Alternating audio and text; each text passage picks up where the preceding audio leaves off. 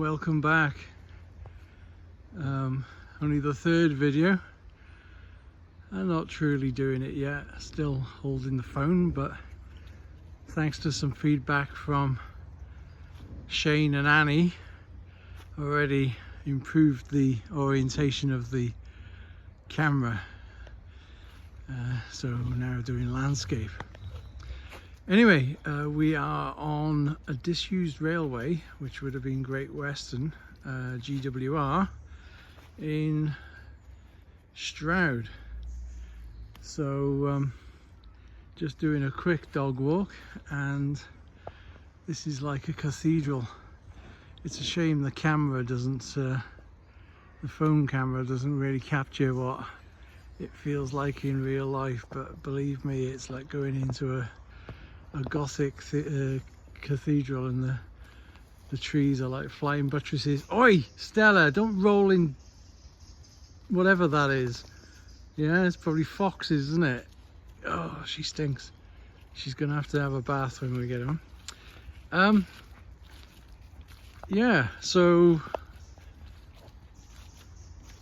initial feedback after those two videos I've posted, go for it, which I find a bit daunting, I'll be honest, but you know, I'll stick with what I said yesterday. I think I'm going to try, and I think getting out and walking more is going to be part of it. So, you know, a big part of the idea of doing this van video is not just about the van, but just really talking about health, because the story behind my strokes, wasn't feeling well for a whole year beforehand, and that's something was amiss, but you couldn't put your finger on it.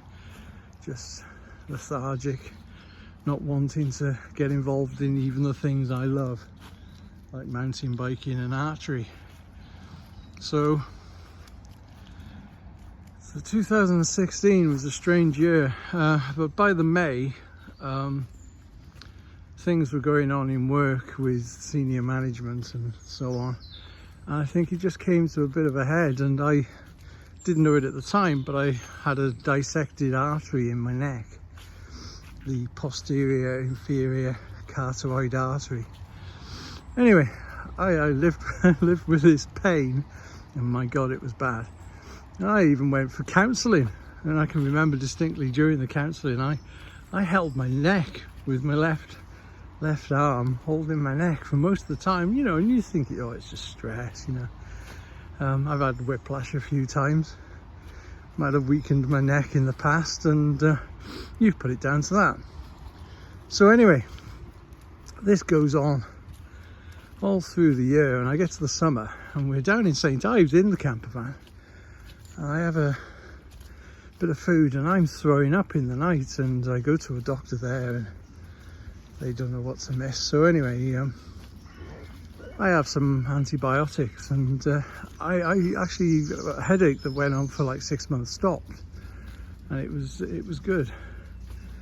But I later went to fall on some ice on a canal, and I somersaulted, and I didn't pass out, but I had concussion.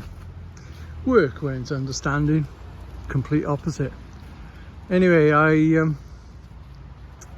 ended up having a few days off work, and I went back, and work were just laying into me, because I was a teacher, not setting homework, they said. Anyway, I then went off longer. I went off the time up to the end of the Christmas holiday, and I couldn't face going back. I spoke to the union and said, look, you know, I'm really not well, and I don't think anyone's understanding that. So arrangements were made, and you know, I thought maybe a break would do me well. But anyway, I had the stroke literally the first day that I was officially looking for a new job. So it was a bit of a predicament, to be honest with you. So anyway, yeah, I was given 1 month's pay, which on reflection was pathetic. And I started applying for other jobs. The wife was working down south at that time, so I applied jobs just outside of London and managed to get one, which was pleasing. But I can remember on the day of the interview I was complaining that I was really thirsty, I was dehydrated, and I kept asking for glasses of water. And I started the job in the April, but by the June I wasn't coping, because basically I'd been discharged from hospital after a week because I recovered my swallow. You lose your swallow, your brain basically controls everything and we take it for granted. I lost my swallow, I lost the ability to walk, but I regained it within about 36 hours, 2 days. And I stayed in hospital, and the neurologist came from Liverpool and he looked at me, and obviously I'd kind of recovered.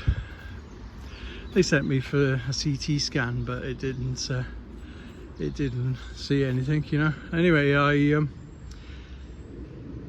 I then carried on life. So I'm starting to lose train of thought, which is another after effect. So anyway, I was discharged in the February, so I started the job in the April, and obviously things weren't right. So I lasted 1 term. So I'd effectively done 1 term in a school in Chester, and then I did 1 term of convalescing, you know, trying to get myself right. Luckily, I treated myself as if I had had a stroke, and I'll tell you more about that another time. So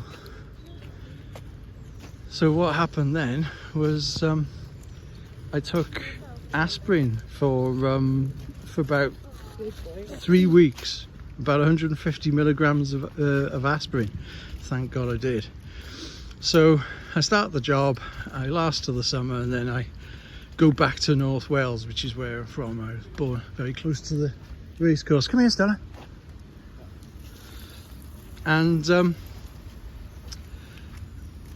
And basically I then kind of take it easy, take the kids to school. They're in the primary school very close to where we live, and then I start applying for other jobs, and I ended up getting my DBS sent off, which is the requirement if you want to obviously work with the public or children and so on. So I get my certificate, and I post on the Facebook that, you know, I've got my suit on and I've got my DBS. All I need now is a job, and I was lucky that I was offered a few weeks in a school in Shrewsbury, and that started pretty much a couple of days later, which was absolutely astounding. The people there were absolutely brilliant, and it was looking very positive. I was enjoying that time. Did 5 weeks. But on the first day of the half term, this is around about, if I remember the dates right, something like February the 11th, 2018. This is a year after the first stroke, because I didn't take the aspirin for more than 3 weeks and nobody else was treating me. We drove down to the Tank Museum in Bovington. My dad used to be a gunner in Sherman tanks in the Second World War. So just as we'd paid our year's membership and walked through the door, I had another stroke and ended up in Dorset, Dorchester, their main hospital. So I was taken in the back of an ambulance facing backwards, which I don't like anyway. So I was throwing up all over the place by the time we got there. And I'm then sitting in a normal ward in Dorchester. I went through the doors and said, "Oh, this happened last year, give me aspirin." Anyway, they said, "Oh no, you've got a migraine." I wish they'd listened to me. So I sit on a normal ward in a bed, and I gotta be honest, it was torture talk about convulsions and distortions. It felt like somebody was twisting my brain and pulling it out through my nose. It was horrible. And luckily, I can only say luckily, a stroke nurse walked through the ward and she saw me. I had Horner syndrome, where your eye is shut and your face droops on one side. And she said, that guy's had a stroke. Well, they jumped into action then. Right, Stella, come here. You gotta go on your lead now. So we basically, right, we're going up the hill, Stella. So we basically get whizzed into an MRI and up to the stroke ward, which was on a higher floor.